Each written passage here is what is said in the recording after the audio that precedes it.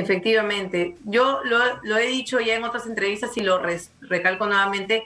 En el Congreso pareciera que este tema está normalizado, todos, digamos, voltean la cara, no pasa nada, ¿no? Y eso es grave, Nicolás, es grave porque la violencia ha ocurrido en un espacio, no solamente cualquier espacio público, sino que es una de las instituciones que tiene mayor representatividad a nivel del Perú.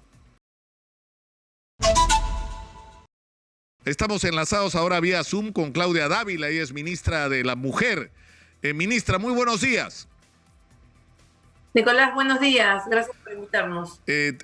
Tenemos montones de puntos en la agenda. El primero es otra vez, el cambio de nombre del Ministerio de la Mujer para ponerle el nombre del Ministerio de la Familia, que en realidad no es un asunto, digamos, cosmético, ¿no es cierto? No, tiene un contenido esto, ¿no es cierto? Ideológico ¿no? Y político. Exactamente. Es precisamente por eso que nosotros hemos buscado este espacio para llamar la atención del Congreso, mostrar nuestra preocupación y nuevamente manifestarnos en contra de este proyecto de ley que lo que hace, como bien dices, es cambiar el nombre del Ministerio de la Mujer al Ministerio de la Familia, pero no se trata de un cambio meramente de nombre, es un cambio que involucra diversos conceptos en donde lo que se invisibiliza es la presencia de la mujer y todo nuestro enfoque de lucha contra la violencia hacia la mujer y a todas las poblaciones vulnerables. Nosotros en Latinoamérica somos un referente por tener precisamente el Ministerio de la Mujer y declarar toda una política pública en favor de la lucha de la violencia contra la mujer. Entonces lo que queremos desde acá es invocar a la reflexión del Congreso para que ellos puedan rechazar este tipo de iniciativas que realmente suponen un retroceso para todo lo avanzado en políticas públicas. Claro, porque lo que está detrás en realidad tiene un alto contenido ideológico, ¿no es cierto?, que se mezcla con todo el tema de la reivindicación de los derechos de la mujer. Es decir, o sea, tenemos que partir de reconocer que no solamente la mujer es objeto de violencia, sino que la mujer no tiene las mismas oportunidades en nuestra sociedad, ¿no es cierto?, que la mujer es discriminada en nuestra sociedad y que esta situación tiene que cambiar. Y tiene que cambiar con políticas públicas que van a requerir no sabemos cuánto tiempo, ¿no?, hasta lograr esta equidad, ¿no es cierto?, igualdad de condiciones entre hombres y mujeres. Pero eso es lo que está en el fondo de la discusión, de que hay quienes no aceptan esto. Efectivamente, Nicolás, el Estado peruano se organiza a través de sus instituciones públicas para atender problemas determinados y diseña políticas públicas orientadas a solucionar estos problemas. En el caso del Ministerio de la Mujer, la denominación no responde a un capricho ni a una ideología de género como se quiere plantear. Responde a una realidad social, cultural, estructural que está arraigada fuertemente en todo el Estado peruano y en cada una de las instituciones y estructuras que encontramos dentro del país. En ese sentido, no está el piso parejo, como bien dices. Tenemos mucho todavía por lo que trabajar y vemos día a día que la igualdad entre hombres y mujeres no está ni siquiera cerca de ser, digamos, un espacio ideal y justo e igualitario. A diario vemos no solamente violencia contra la mujer, violencia contra nuestras niñas, contra nuestros adolescentes, sino que también vemos que las mujeres históricamente están relegadas a ciertos roles sociales que están, digamos, normalizados, ¿no? Poco a poco hemos ido, como bien dices, a través del Ministerio trabajando en romper esas estructuras mentales y sociales. Ahora tenemos mujeres policías, tenemos mujeres en las Fuerzas Armadas, cosa que antes era impensable en una sociedad como la peruana. Pero aún falta mucho por hacer y en esa lucha, como tú bien dices, es de larga data. No sabemos cuántos años nos va a demorar y depende precisamente de toda la sociedad, que en su conjunto comience a homologar por lo menos patrones de igualdad y cree una conciencia social de que las mujeres y los hombres son exactamente iguales en derechos. Esta no es una lucha caprichosa, Nicolás, es una lucha por los derechos. Es una lucha de derechos y es una lucha que, aunque el Congreso cambie el nombre, no va a cambiar, digamos, la ola de la búsqueda por la igualdad de derechos. Va a seguir. Y en esa línea yo invoco al Congreso que reflexione y que por favor tenga la capacidad de discernir que no se trata de buscar un extremo conservador y tratar de borrar y visibilizar a la mujer y a la violencia contra la mujer, sino que se trata de buscar un equilibrio entre hombres y mujeres en donde el piso esté parejo para ambos. Ahora, yo tengo una anécdota, ministra, cuando una de mis hijas me busca indignada, cuando era más chica, ¿no? Yo estaba estudiando historia del Perú y se enteró que las mujeres en el Perú no tuvieron votos sino hasta que se los dio el general Odría, que fue una cosa increíble, ¿no? O sea, estaba indignada, no podía creer que hubiera ocurrido que durante la mayor parte de nuestra historia republicana las mujeres no habían podido votar, ¿no? Pero, o sea, yo creo que esto es solamente una señal, porque realmente es reciente el derecho a voto de las mujeres en el Perú, si lo miramos en la proyección de la historia de la vida republicana. Pero el problema es que pese a que existe el Ministerio de la Mujer, pese a que el tema de la mujer sigue en la agenda, o está puesto cotidianamente en la agenda, la situación no termina de cambiar. Por ejemplo, en temas como los de la violencia, ¿no? Que está arraigada de una manera muy profunda en nuestra sociedad.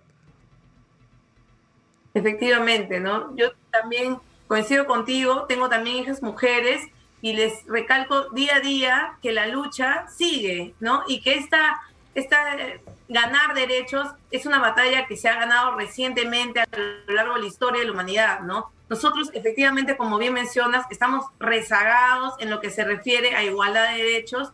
Recientemente hemos aprobado la ley de paridad, ¿no? Para las elecciones y vamos a tener un poco más de participación política, pero sin embargo, como hemos señalado en otras oportunidades, se nos ha dado, digamos, el segundo rol dentro de la lista, ¿no? O sea, las vicepresidentas serán mujeres en su mayoría, pero no tenemos candidatas a la alcaldía, lo cual supone claramente una forma de acoso político por parte de los partidos que no optan aún por mujeres, porque efectivamente el concepto todavía está muy arraigado y es muy machista. Si no rompemos estos patrones machistas, paternalistas, de un Estado ultraconservador, en donde todavía se piensa que los valores son aquellos valores que son dictados por Dios, entonces vamos a seguir teniendo estos espacios de violencia.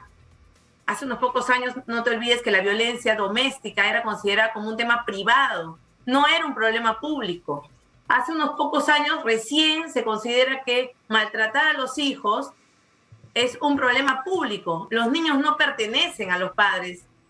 Las mujeres no pertenecemos al marido, no pertenecemos al padre. Entonces, este tema se pone en la agenda pública como un problema público que debe ser atacado a través de diversas instituciones, porque no es un tema del Ministerio de la Mujer. La violencia es estructural y está enraizada en cada una de las instituciones y en cada uno de los niveles de gobierno. Entonces, el trabajo que hay que hacer es enorme. Y efectivamente, la cifra de violencia contra la mujer en el Perú no solo es dolorosa, sino que es escandalosa, ¿no? Yo quiero acá llamar la atención a todos los hombres porque ya tenemos que sumarnos a esta lucha.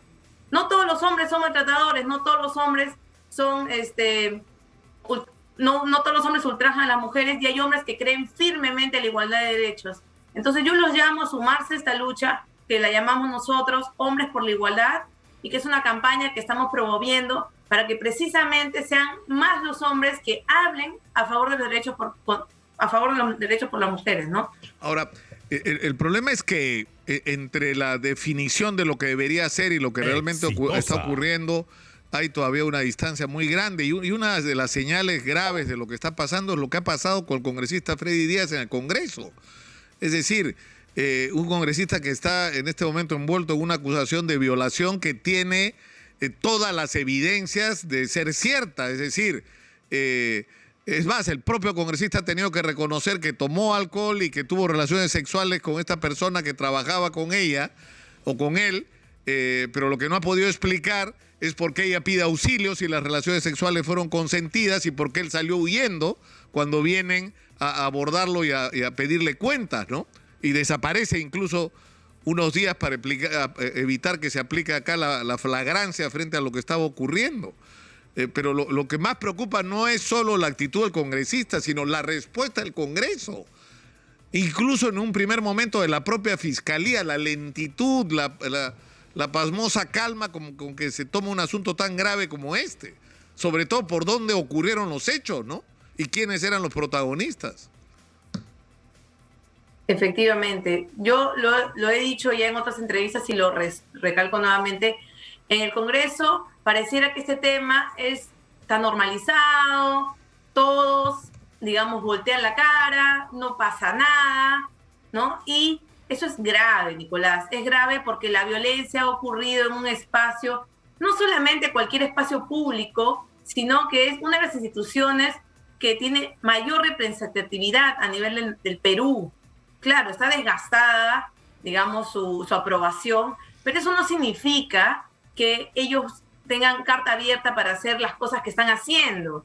Ellos se deben al país, tienen un compromiso asumido con cada uno de sus electores. Entonces nos tienen que rendir cuentas de esa labor de fiscalización que muy bien hacen en otras oportunidades, pero que en esta ocasión pienso que ha sido muy tibia.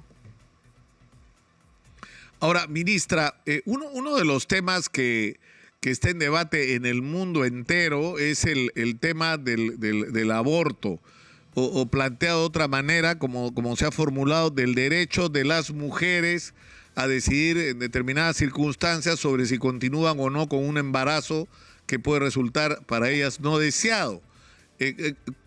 ¿Hay una postura del gobierno, del Ministerio de la Mujer sobre este tema y sobre cómo enfrentarlo? Mira, este tema efectivamente tiene dos extremos, ¿no? Dos extremos en donde, digamos, está el extremo más conservador, en donde casi la vida de la mujer depende del feto, digamos, ¿no?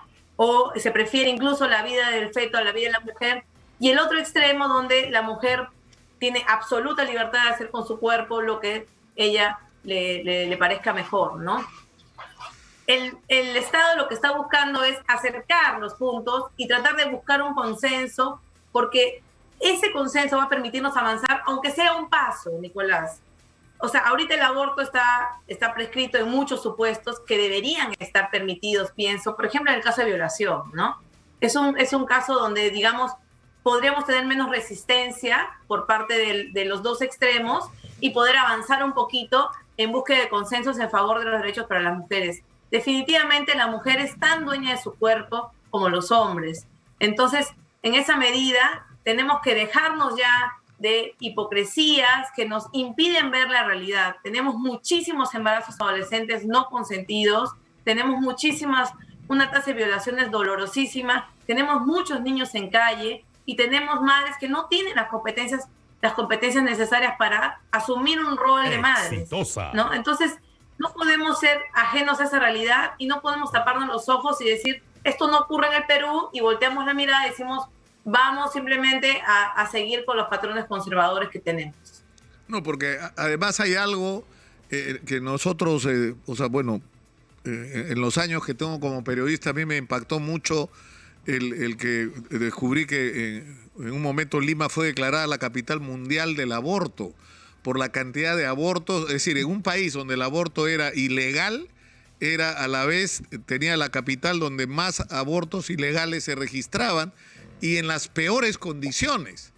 Y además en un contexto donde las otras opciones, porque el aborto, digamos, era un extremo, como las píldoras anticonceptivas, el uso de preservativos, los dispositivos intrauterinos, no eran promovidos de manera adecuada por el Estado.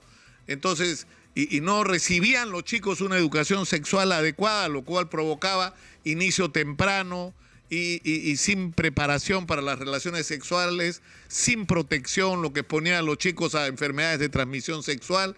Es decir, el panorama era tremendo, ¿no? En un país donde es ilegal el aborto y está prohibido, es donde probablemente más ocurra que en otros países, ¿no? En la realidad. Efectivamente, porque lo que pasa, Nicolás, es que las normas no cambian en una realidad. Entonces, nosotros tenemos que regular y legislar de cara a la realidad. No podemos ser ajenos a eso, no podemos taparnos los ojos y dejémonos ya de hipocresías, por favor, con este tema del aborto. todos sabemos que la cantidad de abortos informales en el Perú es altísima y la cantidad de muertes que tenemos como consecuencia de abortos mal llevados y en pésimas condiciones, como bien señalas, es muy alta. Entonces, también existe un derecho a la salud. Exitosa. Y el derecho a la salud es el derecho a ser, digamos, protegida en la integridad de tu cuerpo como mujer, ¿no? Si estas chicas, adolescentes, digamos, no tienen la orientación adecuada para llevar un aborto de manera asistida en un centro de salud formal, eso no va a cambiar el hecho de que decidan abortar. Y lo van a hacer a través de otros mecanismos, como bien señalas, que son informales o ilegales. Entonces, basta de este discurso en donde se pretende invisibilizar una realidad que a todas luces ocurre, y no solamente a nivel Lima, Nicolás, eso ocurre a nivel nacional, y basta caminar por una calle de Lince, del Cercado de Lima, donde en el piso están pegados anuncios que sugieren abortos clandestinos. Entonces, esto es una realidad que está latente, que se vive día a día, claro, y que no podemos nosotros como Estado negarla, y mucho menos tener políticas o normas que las desconozcan. Ministra, le agradezco mucho por esta conversación, ha sido muy gentil por atendernos. Tenga usted muy buenos días. No, gracias a ti, Nicolás, gracias a ti, y reitero mi pedido al Congreso, a todos los congresistas, para que se sumen a esta lucha por la igualdad de derechos, para lograr un país más justo, igualitario para hombres y mujeres. Nicolás, muchas gracias. Muchas gracias, ministra.